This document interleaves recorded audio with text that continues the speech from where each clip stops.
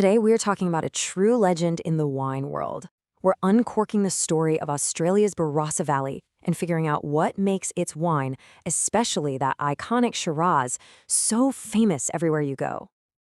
You know, when you think of Australian wine, this is probably what comes to mind, right? A big, bold, rich Shiraz from the Barossa. It's a global icon, famous for its power, its complexity, and just its incredible personality. So, what is the secret? Is it some kind of magic in the soil? Is it those super old vines you hear about? Or is it the generations of people who've worked this land? Well, it turns out it's not just one thing. It's the perfect storm of all three. To really get this wine, you have to get the place it comes from. So let's take a little trip about 60 kilometers northeast of Adelaide, right into the heart of Australian wine country. So first off, what really makes this wine an icon? I mean, it's way more than just a drink. It's a story, a tradition, and honestly, a whole sensory experience packed into one glass. This quote just nails it, doesn't it? It gets right to the heart of what the Barossa is all about. This isn't just farming. We're talking about a legacy that's been built over generations, a deep, deep passion for the craft, and this constant drive to be the best. Okay, so what does it actually taste like? Well, a classic Barossa Shiraz is like an explosion of dark, ripe fruits. Think rich plum and blackberry jam. But then you get these amazing complex layers of spice, dark chocolate, and even a little kick of black pepper. The texture?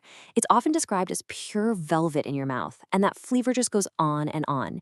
It is an absolute powerhouse of a wine. So where did all this come from? You see, the story of Barossa isn't just about grapes. It's about the people who first saw what this land could do. To get that, we need to go way back to the 19th century. It all kicked off with German settlers. Back in 1842, they came looking for religious freedom, and they brought two crucial things with them: centuries of winemaking knowledge and, you guessed it, Shiraz wines. It wasn't long before wineries like Seppeltsfield were founded, setting the stage for a true legacy. But it was really in the 1970s that the rest of the world caught on, and Barossa became the global benchmark for powerful red wines. And this right here, this is one of Barossa's greatest treasures. You see, while this little pest called phylloxera was wiping out almost all of Europe's vineyards in the late 1800s, Barossa was so isolated that its vines were safe. That means they have living, producing vines that are over 150 years old. And here's why that matters so much. Old vines produce way fewer grapes, so they pour all their energy into a small, super concentrated crop. The result is wine with an unbelievable depth and complexity. It's literally like drinking liquid history. Okay, we've talked about history, but the land itself plays a huge role in this story. And to understand that, we need to talk about a French word that you've probably heard before: terroir. Terroir is basically everything that makes a place unique. It's the dirt, the hills, how much sun it gets, how much rain, all of it. It's the very reason a Shiraz grown in the Barossa tastes completely different from a Shiraz grown anywhere else on Earth. And this is where it gets really cool. The Barossa region is actually two very different places. Down on the warm, dry Barossa Valley floor, you've got the perfect setup for those big, bold, classic Shiraz wines we all know and love.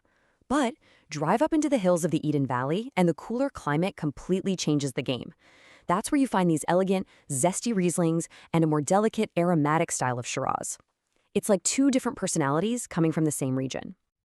All right, we've mentioned it a lot, and for a very good reason. It's time to put the spotlight firmly on the undisputed king of the Barossa, the Shiraz grape. I mean, just look at this. Shiraz absolutely dominates here, making up a whopping 60% of all the grapes grown. It's not just part of the Barossa identity. For many people, it is the Barossa identity. But don't make the mistake of thinking all Barossa Shiraz is the same. There are really two main styles. First, you've got the young, fruity version that's just bursting with life and ready to drink right now. Then you have the serious, complex style that's been aged in oak barrels. Those are the ones that develop those incredible notes of chocolate, spice, and leather and can sit in a cellar for decades. Now, while Shiraz is definitely the king, it has some fantastic co-stars. Grenache brings these lighter, vibrant red fruit and floral notes to the party. Mourvedre, which they sometimes call Mataro, adds this rustic, earthy, herbal complexity. And of course, from the cooler Eden Valley, you've got that crisp, mineral-heavy Riesling with those classic lime and green apple flavors. So we've looked at the history and the terroir. Now let's see how this legendary region is handling the challenges of the 21st century. And this is the million-dollar question for Barossa, right? How do you protect a legacy that's over 150 years old while also adapting to a world that's changing faster than ever? The challenges are no joke. Climate change is bringing hotter, drier weather. The global wine market is unbelievably crowded. And there's this huge, important push for sustainability, which means wineries have to rethink absolutely everything, from how they use water to where they get their energy. But the icons of the region, we're talking wineries like Penfolds, Yalumba, and Henschke, they are not standing still, not at all. They're leading the charge, perfectly blending their deep historical knowledge with cutting-edge innovation. They're using things like advanced soil moisture probes and even drones to manage every drop of water. And they're pushing ambitious organic and biodynamic farming to make sure their vineyards will be healthy for generations to come. So, at the end of the day, the story of Barossa is this fascinating dance between the past and the future. The real challenge isn't just making another great bottle of wine today. It's about figuring out how to pour 150 years of history into a glass that also tastes like the future. What will that future taste like? Well, that's the question these winemakers are answering, one vintage at a time.